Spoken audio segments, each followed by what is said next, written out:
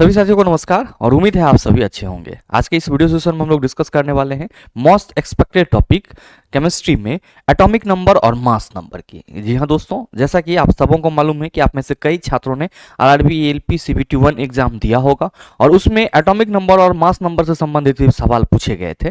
तो ऐसे में मेरे मित्र इस टॉपिक का एक बार रिविजन हो जाना बहुत ही जरूरी है और आज के इस छोटे से वीडियो सेशन में आपका इस टॉपिक का जो थियोरेटिकल पॉइंट है और साथ ही साथ इससे संबंधित जो सवाल पूछे जाते हैं वो दोनों क्लियर हो जाएगा। तो बने रहिएगा वीडियो के अंत तक। ये वीडियो आप सबों के लिए काफी हेल्पफुल होने वाला है। साथ ही आपकी जानकारी के लिए बताना चाहूंगा कि इस सेशन का जो बोर्ड पीडीएफ है वो आपको कहां मिलेगा, ये हमारे टेलीग्राम ग्रुप से मिल जाएगा, जिसका लिंक इस वीडियो के नीचे डिस्क्रिप्शन में दिया हुआ है। आप वहां से जाकर के पीडीएफ को एक्सेस कर सकते हैं।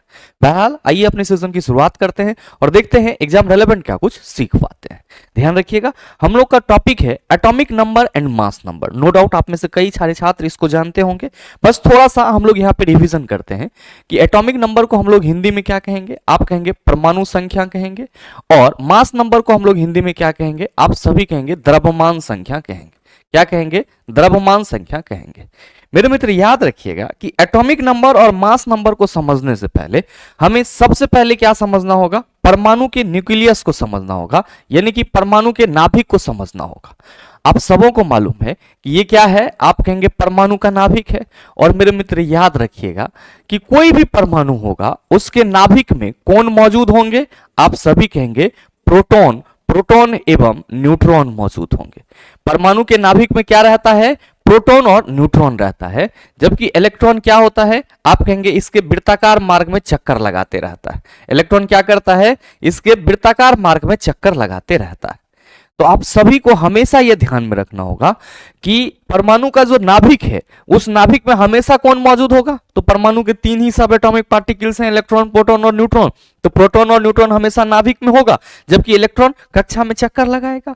अब मेरे मित्र याद रखिएगा कि परमाणु संख्या का कंसेप्ट ये है कि जब भी हम बात करते हैं किसकी, बात करते हैं एटॉमिक नंबर की, एटॉमिक नंबर की यानी कि परमाणु संख्या की, एटॉमिक नंबर यानी कि परमाणु संख्या की, तो सबसे पहला चीज तो आप सभी ध्यान में रखिएगा कि इस परमाणु संख्या को हम लोग किससे रिप्रेजेंट करते हैं, जेड से सूचित करते हैं।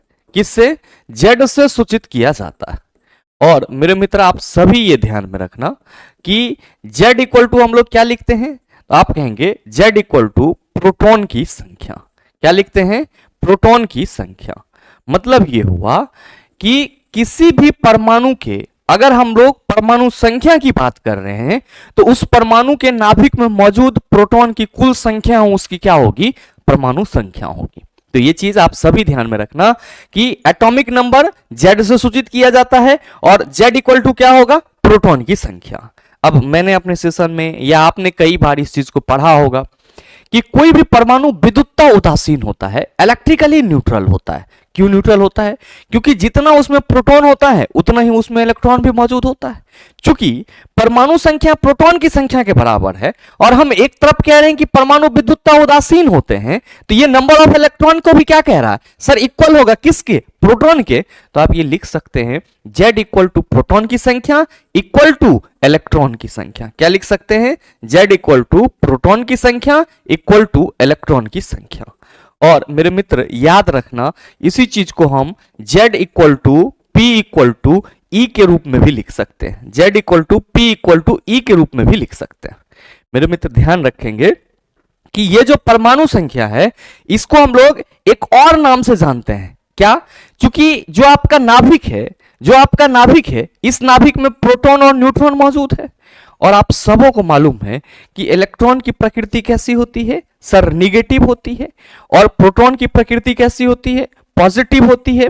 और मेरे मित्र न्यूट्रॉन की प्रकृति आप सभी कहते हैं उदासीन होती है। तो आप सभी ये ध्यान में रखना कि कहीं कहीं पे आपको परमाणु संख्या इक्वल टू नाभिकीय आवेश भी देखने को मिल जाता है। तो परेशान होने की जरूरत नहीं है, परमाणु संख्या को हम लोग नाभिकीय आवेश भी कह सकते हैं। परमाणु संख्या को क्या कह सकते हैं? नाभिकीय आवेश की संख्या भी कह सकते हैं। यह भी ध्यान में रखेंगे। क्यों? क्योंकि सर जो परमाणु के नाभिक में प्रोटॉन और न्यूट्रॉन मौजूद है, तो प्रोटॉन हमारा पॉजिटिव चार्ज पार्टिकल्स है, जबकि न्यूट्रॉन पे कोई चार्ज ही नहीं होता है। तो हम ये तो आसानी से कह सकते हैं कि जो हमारा परमाणु संख्या है वो किसी परमाणु में उपस्थित नाभिकीय आवेश की संख्या को बताता है, या परमाणु संख्या को हम नाभिकीय आवेश के नाम से भी जानते हैं। या मेरे मित्र आप ये भी कह सकते हो परमाणु संख्या के बारे में, क्योंकि Z equal to p equal to e कह रहे हो, तो नाभिक में इकाई धन आवेश की संख्या भी क्या है? आप सभी कहेंगे गुरुजी परमाणु संख्या ही है, सॉरी नाभिक में इकाई धनावेश की कुल संख्या, तो आप कहेंगे गुरुजी जो हमारा एटॉमिक नंबर है वो होगा। तो मेरे मित्र इसको नाभिकीय आवेश बोल सकते हो, या फिर इसी को आप नाभिक में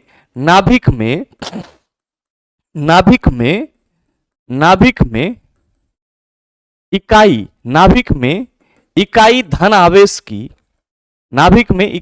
आवेश की कुल संख्या भी कह सकते हो, कुल संख्या भी कह सकते हो। तो कभी भी आपसे ये सवाल करा जाए कि ये बता दो कि एटॉमिक नंबर क्या है, आप कहेंगे प्रोटॉन की संख्या के बराबर है। प्रोटॉन की संख्या किसके बराबर होगी? इलेक्ट्रॉन की संख्या के बराबर होगी। परमाणु का नाभिकीय आवेश एटॉमिक नंबर को रिप्रेजेंट करेगा। नाभिक में इकाई धन आवेश की कुल संख्या आप कहेंगे एटॉमिक नंबर को रिप्रेजेंट करेगा। अब ध्यान रखिएगा, एटॉमिक नंबर के बाद अगर हम लोग बात करते हैं तो क्या आता है? हम सबों के सामने एटॉमिक मास आता है। क्या आता है? एटॉमिक मास आता है, जिसको मेरे मित्र हम लोग क्या कहते हैं? द्रव्यमान संख्या कहते हैं। क्या कहते हैं? द्रव्यमान संख्या कहते हैं। और याद रखिएगा कि द्रव्यमान संख्या को किससे रिप्रेजेंट किया जाता है?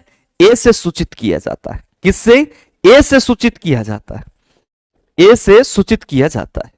कई बार आपके एग्जाम में यह सवाल पूछ लिया जाता है कि निम्न में से परमाणु संख्या को रिप्रेजेंट किया जाता है, निम्न में से द्रव्यमान संख्या को रिप्रेजेंट किया जाता है।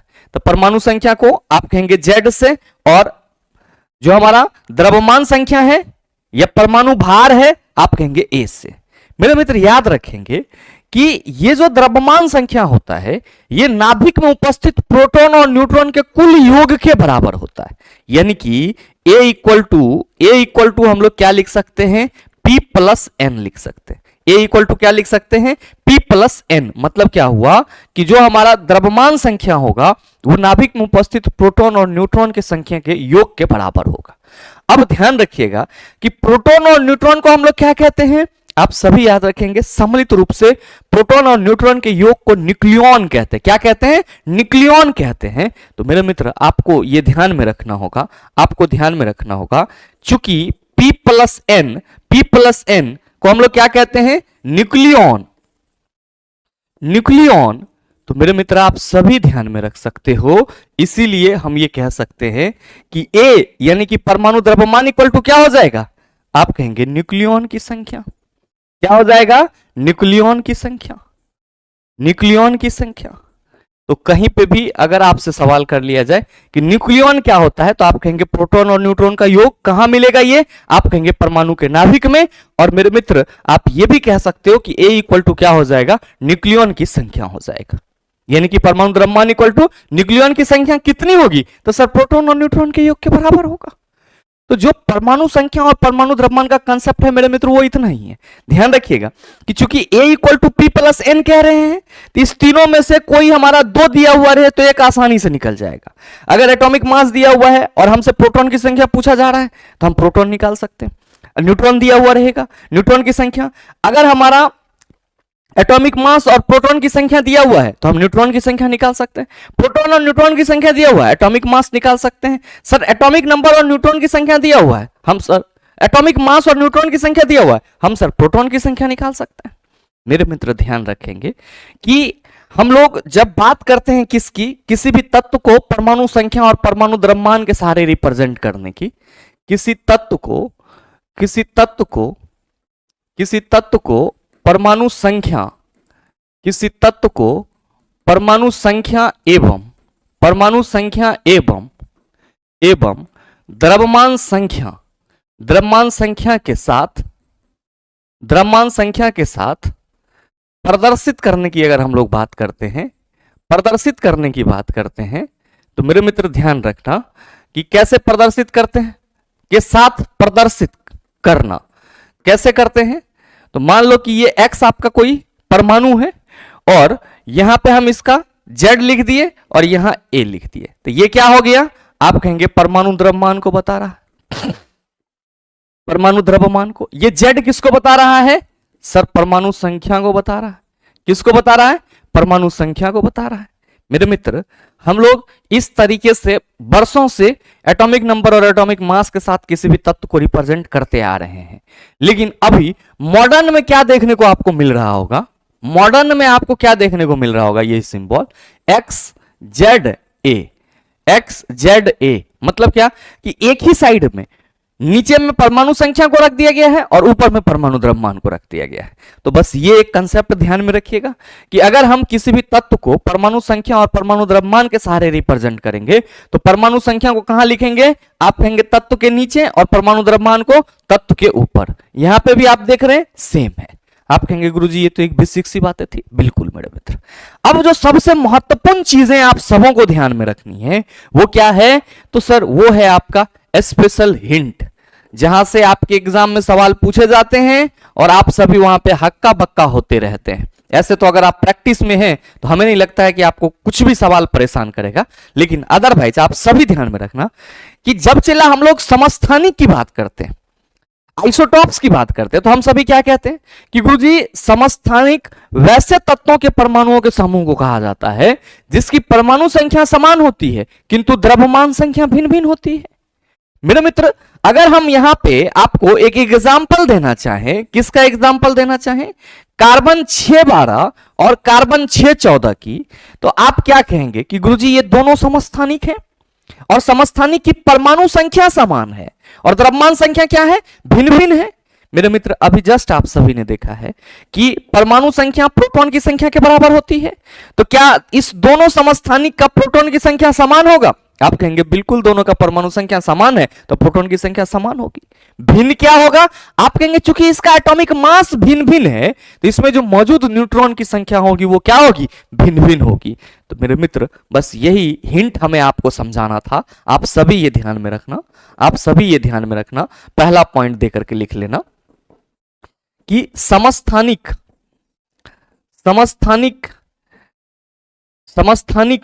की प्रोटॉन की संख्या, समस्थानिक की प्रोटॉन की संख्या समान होती है, प्रोटॉन की संख्या समान होती है, परंतु न्यूट्रॉन की संख्या भिन्न भिन्न होता है। परंतु न्यूट्रॉन की संख्या, आप सभी ध्यान में रखना, भिन्न भिन्न होता है। तो ये तो समस्थानिक से संबंधित पॉइंट हो गया। चला, अब बात करते हैं समभारिक की, आइसोबार की। सबको मालूम है कि वैसे तत्व के परमाणु जिसकी परमाणु संख्या भिन्न भिन्न हो, द्रव्यमान संख्या समान हो, जैसे हम बात करेंगे आर्गन 1840, पोटेशियम 1940, कैल्शियम 2040। मेरे मित्र, आप सभी क्या देख रहे हैं कि इन सभी का परमाणु संख्या अलग अलग है। तो हम ये कहेंगे कि परमाणु संख्या प्रोटॉन की संख्या के बराबर होती है, तो सभी में प्रोटॉन की संख्या अलग अलग होगी। अब ध्यान दीजिएगा कि सबका एटॉमिक मास सेम है। अब अगर हम सबका न्यूट्रॉन की संख्या निकालें तो हम A = P + N से समझ रहे हैं। आर्गन के लिए आप सभी क्या कहेंगे कि एटॉमिक मास 40, प्रोटॉन की संख्या 18, न्यूट्रॉन की संख्या कितना हो जाएगा? आप कहेंगे 22 और 18 40 हो जाता है। अब यहां पे अगर आप न्यूट्रॉन की संख्या निकालेंगे तो 40 = 19 + n, n = कितना? 21। अब यहां पे अगर आप निकालेंगे तो क्या कहेंगे? 40 + 20 + n, n = 20। क्या देख रहे हैं कि समभारिक की ना तो प्रोटॉन की संख्या समान होती है और ना ही न्यूट्रॉन की संख्या समान होती है। तो आप सभी इस बात को मेंशन कर लेंगे। चला, इस बात को मेंशन कर लेंगे यहां पे। ये तो बस मैंने आपको समझाने के लिए बताया था कि संभारिक की, आइसोबार की, संभारिक में या संभारिक की प्रोटॉन एवं न्यूट्रॉन की संख्या, प्रोटॉन एवं न्यूट्रॉन की संख्या भिन्न भिन्न होती है। प्रोटॉन एवं न्यूट्रॉन की संख्या क्या होती है? भिन्न भिन्न होती है। कोई दिक्कत नहीं होना चाहिए। अब बात किसकी करते हैं हम लोग? बात करते हैं मेरे मित्र आइसोटोन की, यानी कि सम न्यूट्रॉनिक की। किसकी बात करते हैं? सम न्यूट्रॉनिक की। सम न्यूट्रॉनिक मतलब क्या, समान न्यूट्रॉन की संख्या। वैसे तत्व जिसकी मेरे मित्र परमाणु संख्या और परमाणु द्रव्यमान कुछ भी हो, लेकिन उसका जो न्यूट्रॉन की संख्या है वो क्या हो, समान हो। जैसे अगर हम लोग बात करते हैं किसकी, फास्फोरस 1531 और बात करें किसकी, सल्फर 1430 की, तो आप सभी ध्यान में रखेंगे कि सल्फर 1430 की अगर हम लोग बात करेंगे तो यहां पे न्यूट्रॉन की संख्या निकाल रहे हैं, तो न्यूट्रॉन की संख्या क्या होगा हमारा, a माइनस पी। तो 31 इसका एटॉमिक मास है और 15 क्या है, आप कहेंगे परमाणु संख्या, तो ये प्रोटॉन की संख्या हो गई, ये कितना हो जाएगा, 16 हो जाएगा। और सल्फर की अगर आप बात करेंगे तो क्या कहेंगे कि गुरुजी n इक्वल टू हमारा फिर से a माइनस पी होगा, 30 और माइनस 14 क्या हो गया चला, आप कहेंगे 16। क्या देख रहे हो कि दोनों में न्यूट्रॉन की संख्या समान है। तो मेरे मित्र आप सभी ध्यान में रखना, आप सभी ध्यान में रखना कि सम न्यूट्रॉनिक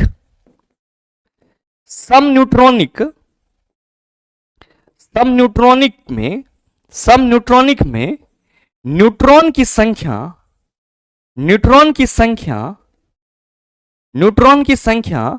समान होती है। ठीक है, अब चौथा याद रखेंगे सम इलेक्ट्रॉनिक की, आइसो इलेक्ट्रॉनिक की क्या होता है, तो सर इसमें वैसे आयन की बात करते हैं हम लोग जिसमें इलेक्ट्रॉन की संख्या समान हो। तो याद रखिएगा कि सम इलेक्ट्रॉनिक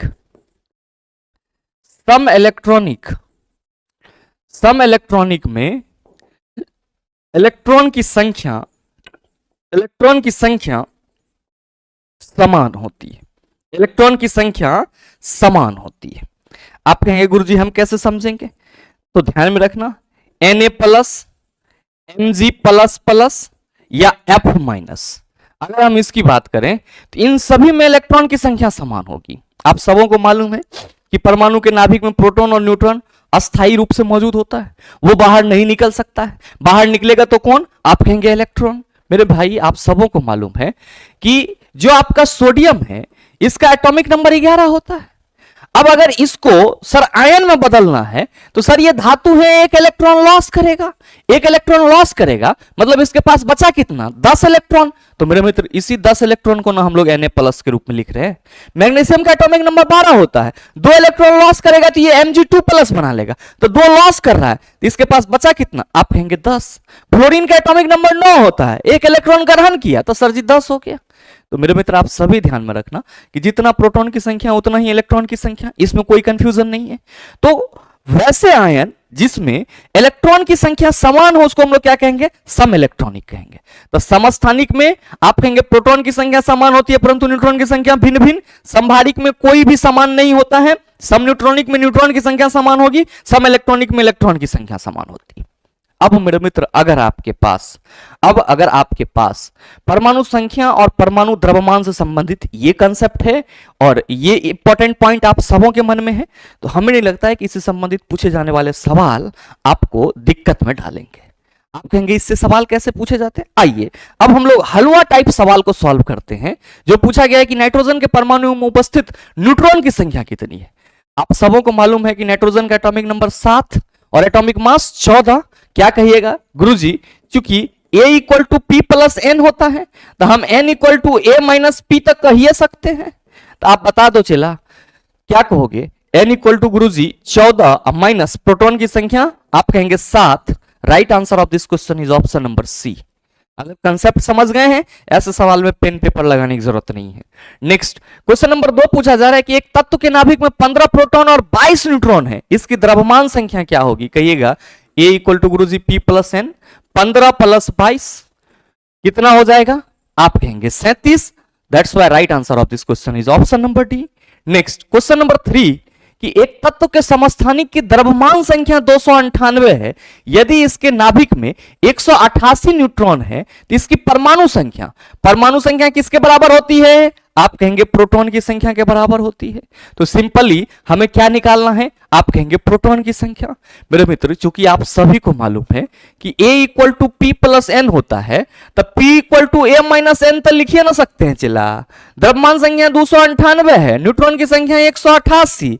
क्या कहोगे, 8 में से 0 गया 8, 9 में से 8 1 और 2 1, आप कहेंगे सर जी जो यहाँ पे परमाणु संख्या की बात की जा रही है वो परमाणु संख्या हमारा 110 हो जाएगा। नेक्स्ट क्वेश्चन नंबर 4 पूछा जा रहा है एक तत्व के आइसोटॉप की द्रव्यमान संख्या 298 है, यदि इसके नाभिक में 196 न्यूट्रॉन है तो इसकी परमाणु संख्या क्या होगी? HW में चलाइए बनाइए। पिछला सवाल हमने आपको सिखाया है, तो अगला सवाल आप सॉल्व करके हमें नीचे कमेंट करके आंसर जरूर बताइएगा। 5 पूछा जा रहा है कि एक परमाणु में न्यूट्रॉन की संख्या किसके बराबर होती है? परमाणु में न्यूट्रॉन की संख्या किसके बराबर होती है? द्रव्यमान संख्या माइनस परमाणु की संख्या, परमाणु संख्या इलेक्ट्रॉन की संख्या। क्या कहोगे गुरुजी? अभी जस्ट आपने बताया है कि n equal to a minus p होती है, द्रव्यमान संख्या माइनस परमाणुओं की संख्या। तो सही आंसर हमारा ऑप्शन नंबर बी हो जाएगा। नेक्स्ट क्वेश्चन नंबर 6 पूछा जा रहा है कि किसी तत्व का परमाणु क्रमांक नाभिक में मौजूद डैश की संख्या के बराबर है। आप कहेंगे प्रोटॉन की संख्या के बराबर है। अगला सवाल देख लीजिए। क्वेश्चन नंबर 7 पूछा जा रहा है कि एक तत्व का परमाणु भार W और परमाणु संख्या n है, इस परमाणु के केंद्र में प्रोटॉन की संख्या कितनी होगी? परमाणु भार W है और परमाणु संख्या n है, परमाणु संख्या किसके बराबर? प्रोटॉन की संख्या के बराबर। अब पूछा जा रहा है कि प्रोटॉन की संख्या कितनी होगी, तो आप कहिएगा प्रोटॉन की संख्या गुरुजी n ही होगी। तो right answer of this question option number a. Next question number 8 पूछा जा रहा है कि पोटेशियम की परमाणु संख्या 19 और इसकी द्रव्यमान संख्या 39 है, इसके परमाणु में न्यूट्रॉन की संख्या कितनी होगी? क्या कहेंगे? n इक्वल टू गुरुजी a माइनस p, आपका द्रव्यमान संख्या 39 और परमाणु संख्या 19, ये कितना हो गया? आप सभी कहेंगे Guruji right answer of this question is option number a. Next है कि निम्नलिखित तत्व में से किसका परमाणु द्रव्यमान सबसे कम है? Nitrogen, hydrogen, lithium, helium. क्या कहिएगा? सबसे कम हाइड्रोजन का परमाणु द्रव्यमान होगा। अगला क्वेश्चन नंबर 10 पूछा जा रहा है कि एक तत्व के नाभिक में 10 प्रोटॉन और 17 न्यूट्रॉन उपस्थित हैं, इसकी द्रव्यमान संख्या आप कहेंगे 17 10 27। That's why right answer of this question is option number B.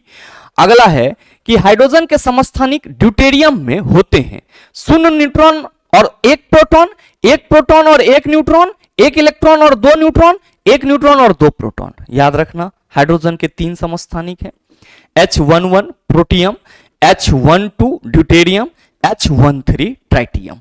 मेरे मित्र ये जो प्रोटियम होते हैं इसमें सिर्फ और सिर्फ 1 प्रोटॉन होता है, जबकि ये जो ड्यूटेरियम है इसमें 1 प्रोटॉन और मेरे मित्र क्या होता है? 1 न्यूट्रॉन होता है। ये चीज ध्यान में रखना होगा, 1 प्रोटॉन और 1 न्यूट्रॉन होता है। और ट्रिटियम में क्या होता है सर? 1 प्रोटॉन और 2 न्यूट्रॉन होता है। तो यहां पे आपसे ड्यूटेरियम की बात की जा रही है, तो आप सभी कहेंगे इसमें 1 प्रोटॉन और 1 न्यूट्रॉन होगा, इसलिए सही आंसर हमारा ऑप्शन नंबर बी होगा। नेक्स्ट क्वेश्चन नंबर 12 आपसे पूछा जा रहा है कि आइसोटॉप या समस्थानिक क्या है? एक तत्व के परमाणु जो समान परमाणु क्रमांक और द्रव्यमान संख्या रखते हैं, इसलिए उनके भौतिक गुण समान होते हैं? नहीं। एक तत्व के विभिन्न रूप जिनमें एक ही परमाणु संख्या और द्रव्यमान संख्या है? नहीं। एक तत्व के परमाणु जिनमें एक ही द्रव्यमान संख्या है लेकिन परमाणु क्रमांक भिन्न है? एक तत्व के परमाणु क्रमांक जिसमें एक ही परमाणु क्रमांक है लेकिन द्रव्यमान संख्या भिन्न है। Right answer of this question is option number D. Next question number 13 आपसे पूछा जा रहा है कि एक ही तत्व के समस्थानिकों में होते हैं, एक ही तत्व के जितने भी समस्थानिक हो गए उन सभी में समान प्रोटॉन संख्या होगा, इसीलिए सही आंसर हमारा ऑप्शन नंबर सी हो जाएगा। नेक्स्ट क्वेश्चन नंबर 14 पूछा जा रहा है कि क्लोरीन गैस क्लोरीन के 2 समस्थानिकों का मिश्रण है जिनका अनुपात 3:1 होता है, ये दोनों समस्थानिक निम्न में से कौन से हैं? ध्यान रखेंगे क्लोरीन 35 और क्लोरीन 37। हम लोग सिंपली कहते हैं क्लोरीन 1735.5 और क्लोरीन 1737। तो ये चीज ध्यान में रखिएगा। नेक्स्ट सवाल देखिएगा। क्वेश्चन नंबर 15 पूछा जा रहा है कि डैश की रासायनिक विशेषताएं एक समान होती है परंतु परमाणु द्रव्यमान भिन्न भिन्न होता है। मेरे मित्र जो समस्थानिक होते हैं उसकी जो रासायनिक विशेषताएं होती है वो क्या होती है? समान होता है, जबकि मेरे मित्र इसका परमाणु द्रव्यमान आप सभी कहेंगे गुरुजी भिन्न भिन्न होता है। नेक्स्ट सवाल है कि प्रोटियम में कितने न्यूट्रॉन मौजूद होते हैं? प्रोटियम की बात की जा रही है तो आप कहेंगे H11 की बात की जा रही है और इसमें 0 न्यूट्रॉन मौजूद है, तो सही आंसर हमारा ऑप्शन नंबर डी हो जाएगा। अगला क्वेश्चन नंबर 17 पूछा जा रहा है कि समान द्रव्यमान संख्या वाले न्यूक्लियाइड्स क्या कहलाते हैं? समान द्रव्यमान संख्या वाले न्यूक्लियाइड्स, तो आप कहेंगे द्रव्यमान संख्या समान है तो गुरुजी ये आइसोबार कहलाएगा, संभारिक। तो सही आंसर ऑप्शन नंबर डी हो जाएगा। नेक्स्ट क्वेश्चन नंबर 18 आपसे पूछा जा रहा है कि डैश इलेक्ट्रॉन की संख्या समान वाले परमाणु अणु आयन होते हैं। मतलब आपसे ये पूछा जा रहा है कि इन चारों में से कौन सा इलेक्ट्रॉन की संख्या समान वाले परमाणु अणु या आयन होते हैं? आप कहेंगे गुरुजी आइसो इलेक्ट्रॉनिक जो होंगे वो क्या होंगे? इलेक्ट्रॉन की समान संख्या वाले परमाणु अणु और आयन होंगे। नेक्स्ट क्वेश्चन नंबर 19 पूछा जा रहा है कि समभारिकों में डैश की संख्या समान होती है। आप कहेंगे द्रव्यमान संख्या समान है, ऑप्शन में तो दिया नहीं है। मैंने आपको बताया है कि प्रोटॉन और न्यूट्रॉन को हम लोग सम्मिलित रूप से न्यूक्लियॉन भी कहते हैं। तो आप ये कह सकते हैं कि समभारिकों में न्यूट्रॉन की संख्या नाभिकों की संख्या क्या होती है, समान होती है। अगला और लास्ट सवाल कि जब आप एक परमाणु के न्यूट्रॉन की संख्या को बदल देते हैं तो इसका डैश बदल जाता है। मेरे मित्र आप सभी क्या कहेंगे कि गुरुजी जब एक ही परमाणु के न्यूट्रॉन की संख्या को बदला जाएगा तो जाहिर सी बात है कि उसके परमाणु द्रव्यमान में अंतर आएगा और उसका परमाणु संख्या सेम रहेगा, तो क्या कहलाएगा, समस्थानिक। इसीलिए सही आंसर हमारा ऑप्शन नंबर ए हो जाएगा। तो मेरे मित्र आपके आज की इस वीडियो सेशन से मैं उम्मीद करता हूं कि परमाणु संख्या और द्रव्यमान संख्या का जो रियल कंसेप्ट था वो आप सबों के पास आ गया होगा। और अब आपको इससे संबंधित किसी भी प्रकार का सवाल दे जाए, किसी भी तरह का सवाल दे दिया जाए, तो आप उसका जवाब आसानी से दे सकते हैं। साथ ही उम्मीद करते हैं कि ये वीडियो आप सबों को अच्छा लगा होगा। अगर आपको अच्छा लगा तो वीडियो को लाइक कीजिएगा, ज्यादा से ज्यादा अपने दोस्तों के साथ शेयर कीजिएगा और अगर आप चैनल पर नए हैं तो सब्सक्राइब करके बेल आइकन दबा लीजिएगा ताकि इस तरह के एग्जाम रिलेवेंट वीडियो का नोटिफिकेशन सबसे पहले आपके पास पहुंचे और आप उसको सबसे पहले देख पाओ। मिलते हैं फिर अगले सेशन में, तब तक के लिए best of luck. Thank you, have a nice day.